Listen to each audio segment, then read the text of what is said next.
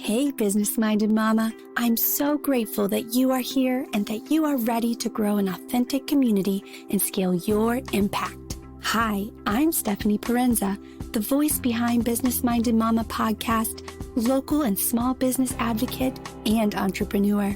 I've created this community because I want to help business-minded mamas like you build your dream business by finding your authentic community and gaining control and clarity on the financial aspects of your business by managing your own books. Now, let's tap into your own potential. Hey there, and welcome to episode 5. The last 4 episodes, I've really dug into my purpose here, a little bit about me, and of course, episode 4 was really just showing more of my passion and why I think it's so important to invest in yourself. But now it's time to get to some business. And so my hope here is to keep this light and fun as much as I can. I know business isn't pretty. Talking accounting and talking business can be a little boring, but I want to make sure that you understand the basics before you move forward with your business. Today we start off with the 5 first steps of creating your business, and I get to tell you that I didn't go in this order. So it's okay if you're already on step 4 or step 2 and you skipped a step. There isn't a perfect order. These are just 5 of the things I think you should consider when wanting to start a business. And if you've already created that business, you've already started it, you've already made income, you've already had expenses, and you haven't done some of these things, it's not too late, but they're definitely things you should consider now. So let's dive in with number 1. Now, this may seem obvious, but I think sometimes we look it over, and I kind of did a little bit. I really was just presented with an opportunity and said yes, without really thinking about it. So step 1, decide what you're going to do. Take the time to really think about it. How do you want to proceed? Maybe even create a simple business plan or a detailed business plan, whatever you think makes the most sense for what you're going to try to accomplish. But really take the time to reflect, pray, and hone in on your passions and your skills and what you want to do with those. Now, you don't have to have it all figured out. It's okay. Like I said, I didn't have it figured out, and I've, over the years, gotten there. But I do think you can get to the result you want quicker if you've taken the time to really think about it. Step 2, now that you know what you're going to do, you need to think about what business structure is best for your business. I will say that the most common is probably an LLC, limited liability corporation. You can have a single member LLC, just as a sole proprietor, a mompreneur. What this does for you, this classification, is 1, it kind of legitimizes your business. So it gives you that credibility of, hey, yeah, I'm a real business. And 2, it protects you personally. So that's why I usually recommend this. Now, do you have to actually form an LLC? No, you don't. You can just do your thing without filing the LLC in your state and be a solopreneur, a sole proprietorship. You would still file your taxes the same way on a Schedule C, so that's okay. But you need to know that because you're doing that, you do have some personal liability there. Now, like I said, the LLC is registered within your state, and each state has different rules. So I'm not really going to touch on those because I don't know all the rules of every state. But the first place to start is your Secretary of State most likely in your state. Go to that website and they will have some sort of guide on how to make your business an LLC. Now, the other business structure that you may consider, and maybe not even right away, maybe down the line, is an S Corp. This is another common one that I see. And a lot of times this makes sense as you grow, as you add on employees. And really all this does, it does have some tax benefits depending on your company, but it has you pay yourself payroll. And in turn, you're basically going to pay less self-employment taxes. There are other things to consider with an S Corp. These are just the basics. Like I say, I want to keep it simple and basic for you. So those are things to consider between the different structures. But I'm going to say, and you'll hear me say this a lot, I am not a CPA. I did not make the decision to go for my CPA. So please consult with your CPA or your tax professional.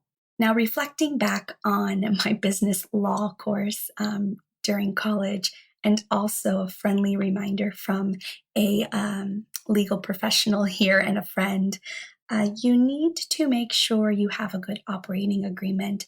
And I will say that when creating the LLC through my state, it's not something that pops up. They will most likely give you articles of organization that you can keep in your files, but then you'll also want to consider an operating agreement, which basically will just summarize what you plan to do.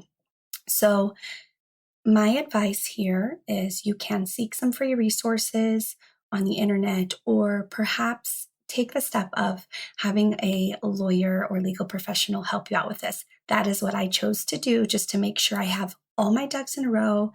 Because I am service-based, I want to make sure I am covered to the fullest. Okay, step 3. So now that you've decided your business structure, and let's say you've decided to be an LLC, it would be important now to go register for your EIN. This is an identification number with the IRS. So this is how you will file your taxes. You will use this number instead of your Social Security number for any sort of documentation that you may have to fill out in the future, and also as a way to file your taxes with your most likely Schedule C as an LLC. So that is free if you do it yourself. There are service providers out there that will charge you a small fee. It is a very simple task to do, so I recommend you just go to the IRS website and follow the simple steps and get it done free for yourself. And I'm going to circle back really quick to step 2 because I did not mention this, but most likely your state will charge you a small fee for registering, and I just wanted to make that known so that there aren't any surprises later. Okay, so now on to step 4, and this is where it gets really into my skill set. And so now that you've got all that set up, the next step that I think is the most important is to have a separate business bank account. This becomes really important for a lot of reasons, but I will say that it's going to save you a lot of time as well on the bookkeeping side of things if you are only having business transactions out of your account. So not only is it going to save you time, but it becomes important when you get questioned about your business. And let's just say that you happen to be chosen for an audit. It's going to make things easier. It's going to make you more legitimate. It's going to prove to them that you are a business and that you are functioning as a business. And while that may seem maybe a little silly to you, this small thing can prove to be a very big thing and impact your business in many big ways. So I highly, highly encourage you to set up a separate business bank account and only use it for business transactions. Now, If you happen to use it for personal use one day because you grabbed the wrong card, that is not a big deal. You will just have to classify and code that properly in your books, but I don't want you to stress about that at all. I just want you to focus on having that separate bank account and really trying to run everything business related through that. I promise you, this will make your life so much easier. All right, so now my last recommended step here when beginning your business is to set up your accounting system right away. So day one. And as I mentioned earlier, it's okay if you have skipped this step and you are already a business. You are just going to have to invest more time to get caught up. So day one or day 0, whatever, before you do a single thing, make sure you have an accounting system in place.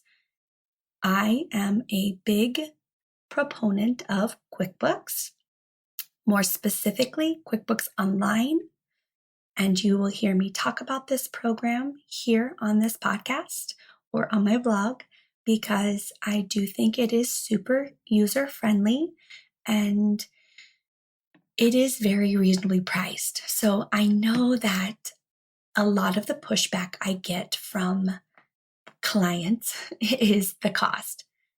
You guys, you can get it for under $10 a month. It is reasonable. And if there is one thing you should spend your money on, it is that, because if you don't have a good accounting system in place, if you don't have accurate financials, how will you ever know how your business is doing? Let's say you want to grow in the future too. How will you ever prove to the bank that you need the business loan from that you are doing well?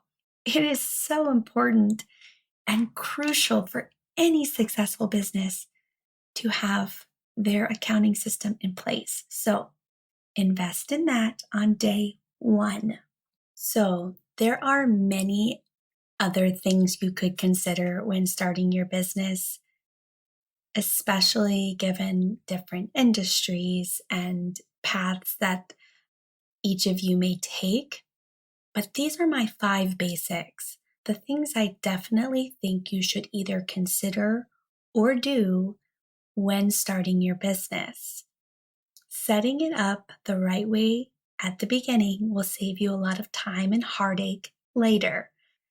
As always, I hope these are helpful. And if there is anything I can help you with, make sure you go to our Facebook group, Business Minded Mama, and join there so that we can share tips with each other and grow together as businesses.